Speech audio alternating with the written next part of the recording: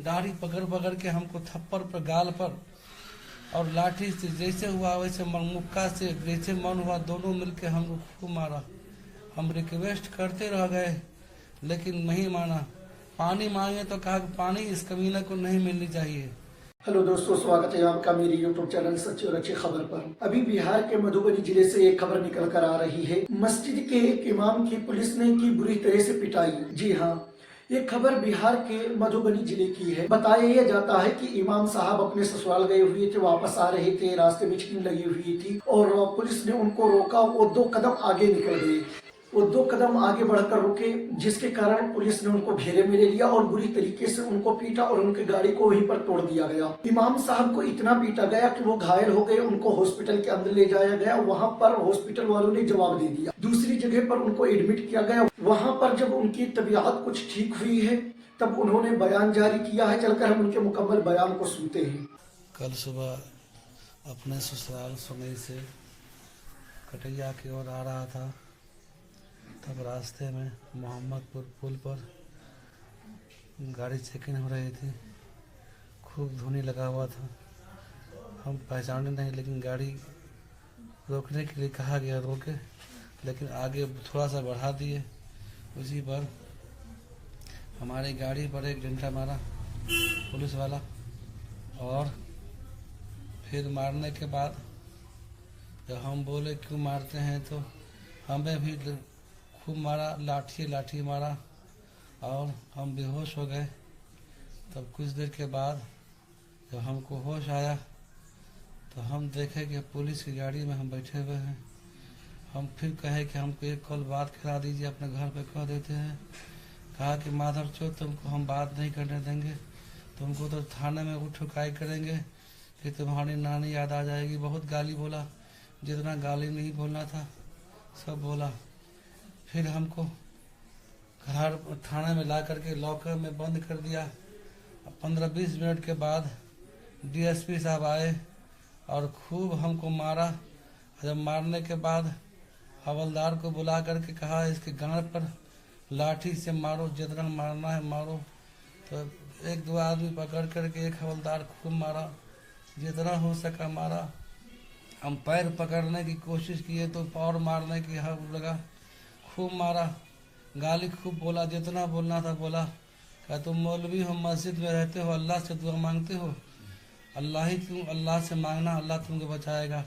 अब तुम जेल जाओगे तो तुम्हें मालूम पड़े। तुम्हारे बाप के सामने में हम तुमको मारेंगे, तुम्हारे दादा के सामने तुमको मारेंगे, तुम्हारे माँ को बुला के सामने, तुम्हारे माँ के सामने मारेंगे। हम रिक्वेस्ट करते रह गए लेकिन कोई हमको पानी देने को तैयार नहीं हुआ। एक हवलदार कहता था कि तुम पुलिस को पहचानते हो, पुलिस का मतलब क्या होता है, ग्रैंड फादर। और मौलवी दाढ़ी पकड़ पकड़ के हमको थप्पड़ पर गाल पर और लाठी से जैसे हुआ वैसे मुक्का से जैसे मन हुआ दोनों मिलके हमको खूब मारा। हम रिक्वेस्ट करते रह गए लेकिन नहीं माना। पानी मांगे तो कहा कि पानी इस कमीने को नहीं मिलनी चाहिए।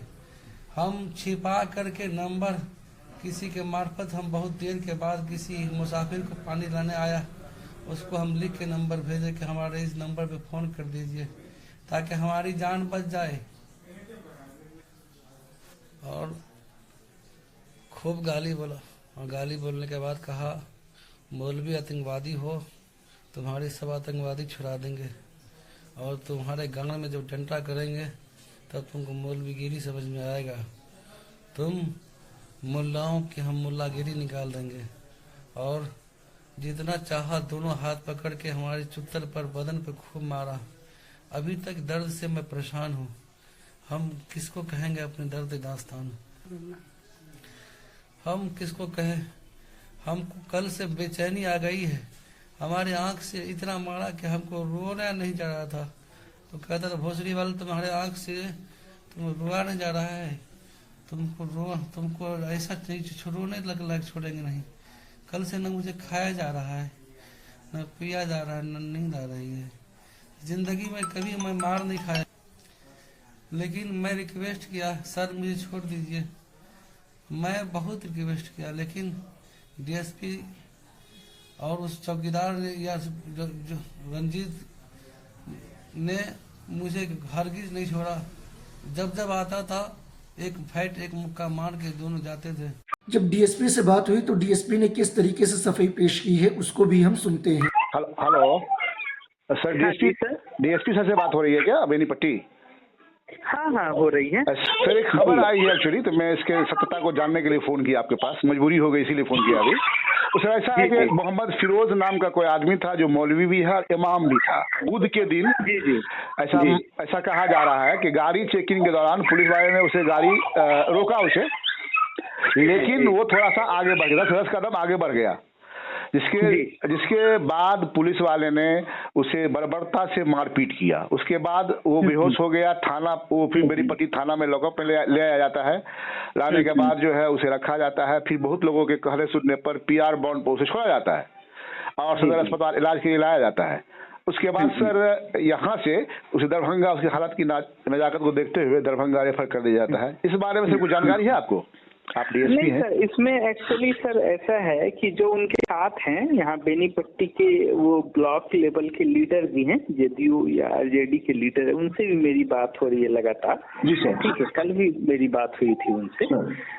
मॉर्निंग में एस ड्राइव चल रहा था तो उसी में वाहन चेकिंग चल रही थी, तो जिसके कारण क्या हुआ है कि उनको रोका गया, तो शायद वो रुके नहीं और वो आगे बढ़े, जिसके कारण थोड़ा गिर गए हैं। वो मारपीट वाला सर है, क्योंकि यहाँ तो प्रोबेशनर डीएसपी थाना खुद चला रहे हैं, तो ऐसा कुछ नहीं है सर। वीडियो जो है हमारे पास, उस वीडियो के मुताबिक आपको शायद नहीं देखा होगा, ये साबित हो रही है कि बहुत ही बेरहमी से, ठीक है गलती हो गई, उसकी गलती मान लेते हैं, ये बहुत बेरहमी से मारा गया सर। आप भी अगर देखेंगे ना तो अजब सा लगेगा आपको। अच्छा, कहेंगे तो मैं वीडियो भेज दूंगा आपको सर, अगर कहे तो आदेश हो तो। ठीक है, बहुत बेरहमी से मारा गया है सर, यही जानने के लिए फोन किया था।